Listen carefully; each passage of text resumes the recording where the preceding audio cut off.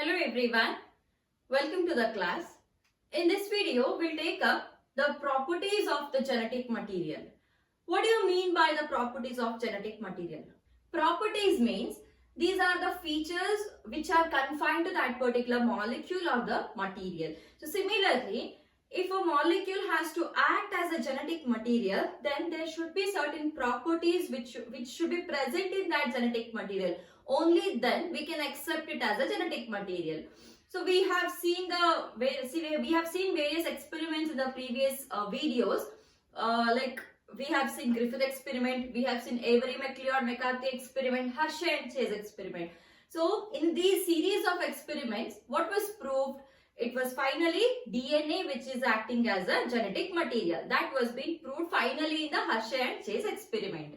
However, still there was a confusion whether the protein in between, the confusion between the protein and DNA was cleared in the Hershey and Chase experiment. When it comes to the DNA, now just like there is one more molecule which is called as the RNA. Whether the DNA is the major genetic material, prominent genetic material, or RNA is a prominent or major genetic material. So which among the RNA and DNA which acts as the best genetic material? So this is the question. Now in the topic properties of genetic material, we are studying two concepts. One is, what is a criteria that a molecule should fulfill to act as a genetic material? The criteria I have written it here. Criteria for the molecule to act as the genetic material. This is the first concept. Second concept is whether DNA is acting as a better genetic material or RNA is acting as a better genetic material. See, this confusion was created when people got to know that a few viruses contain RNA as a genetic material. Till the Hershey and Chase experiment, it was proved. There was a confusion between proteins and the DNA, and in the Hershey and Chase experiment, that was also clear, and they finally proved that DNA is a genetic material. But later on, when certain viruses were studied, there they got to know that in a few viruses, RNA is acting as a genetic material. So now, there came a question, we have RNA also as a genetic material, DNA also as a genetic material. But however, which is the best genetic material? So second concept which we will be learning under this topic is DNA versus RNA. That is whether DNA is a genetic material or RNA is a genetic material. So first we will complete the criteria for the molecule to act as a genetic material. The first criteria, it should be able to generate its replica. It should be able to generate its replica. Again, we'll just go back to the previous video, like previous 2 or 3 videos. We have studied central dogma of molecular biology, isn't it? So there, the central dogma will go as follows. Firstly, the replication, and then transcription and the translation, isn't it? DNA to DNA replication, DNA to RNA transcription, RNA to protein is the translation. What was the need of the replication there? The need is the original copy cannot be used. The original copy should get replicated and then should be participating in the synthesis of the proteins, isn't it? It means that the genetic material should be capable of getting replicated. If it is not capable of getting replicated, then that material cannot act as a genetic material. See, here we can give one more confession actually.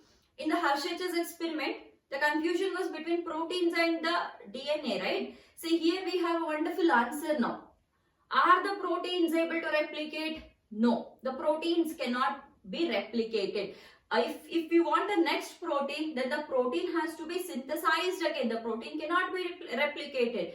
So, the protein cannot be a genetic material. Okay. Whereas, DNA and RNA, both are capable of getting replicated. So, the first criteria, it should be able to generate its replica. That is, it should undergo replication. Both DNA and RNA will undergo replication. So, the first criteria is fulfilled by both DNA and RNA. Second, It should be stable chemically and structurally.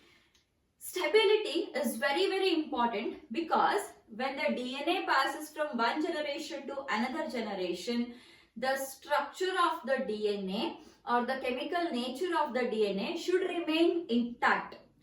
However, we have seen the structures of DNA and RNA both, isn't it? In the first or second video, chemical structure of DNA. So there we have studied both the structures, DNA as well as RNA. What happens is, I'll just draw it here. If you remember the sugar, so first and second. In the second position of the sugar, in case of RNA, we have one extra OH group present, and in case of the DNA, this is only H. And remember, wherever the OH is present, the OH will act as a functional group, isn't it? If there is any molecule which has to get attached to this sugar, then it should only get attached to the OH group only. So since there is one less OH group, this molecule is less reactive, whereas this molecule is more reactive, and more the reactive, less is the stability. Less the reactive, more is the stability. So here it should be stable chemically and structurally. If it should be stable, then it should be less reactive. And which is less reactive among DNA and RNA? It is DNA which is less reactive and more stable. That is because it doesn't have OH group in the second position of its sugar. Then, so in the second point, what we got to know? DNA is a better one. Then, it should provide the scope for the slow changes, mutations that are required for the evolution.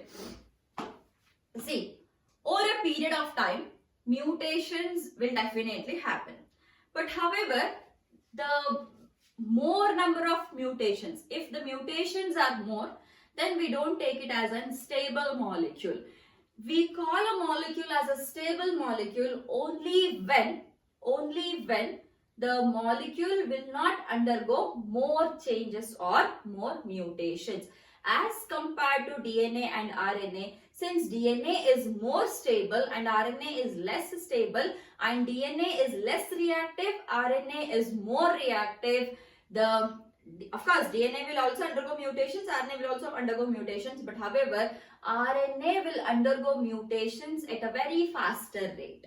Okay, so here it should always undergo slow mutations, and which is undergoing slow mutation? The DNA is undergoing the slow mutations. Then it should be able to express itself in the form of Mendelian characters.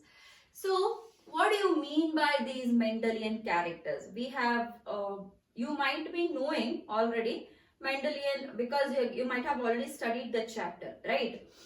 See, Mendelian characters. Mendel was speaking about characters, and those characters are nothing but the factors or the genes. And what is a gene? Gene is nothing but the DNA. It means that whatever Mendel was addressing as a character, that was nothing but, or whatever Mendel was addressing as an allele, it was nothing but the gene only. And what is this gene? Gene is nothing but the part of a DNA. So ultimately, what is Mendel speaking about? Mendel is speaking about DNA.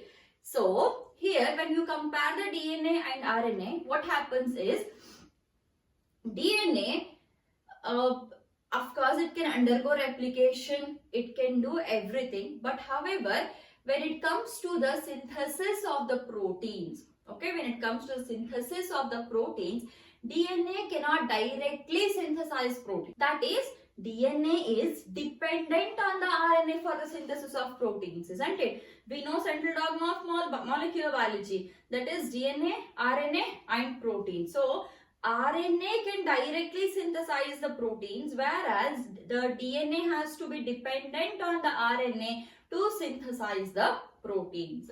See, it should be able to express itself in the form of Mendelian characters. So expression means what? Expression means that DNA or the gene or that particular allele should be able to express its character. And how do you express a character? The character is expressed by the synthesis of proteins. Let me write it somewhere here. Okay, I'll write it here. DNA to RNA to protein. So this is how the central dogma follows. DNA, RNA and the protein. What do you mean by expression of a character? Expression of the gene is the DNA is the gene, and if it has to express, then it has to produce the protein first. The protein will express in the form of a character. So if it has to express in the form of a Mendelian character, then the DNA is dependent on the RNA. It cannot directly synthesize the proteins. Whereas RNA can directly synthesize the protein. So this Mendelian expression mainly revolves around this RNA only. Of course, Mendel is speaking about DNA, but its expression is not direct. It is dependent on the RNA. Okay. So when you see all these, the DNA is actually satisfying or more number of criteria. The 3 are satisfied by DNA, only 1 and 2 are satisfied by RNA. Hence, DNA acts as better genetic material as compared to the RNA. So this criteria for the molecule to act as a genetic material, this can be asked as a 3 marks question. Okay, what are the criteria for a molecule to act as a genetic material? This would be a 3 marks question. At the same time, DNA acts as a better genetic material as compared to RNA.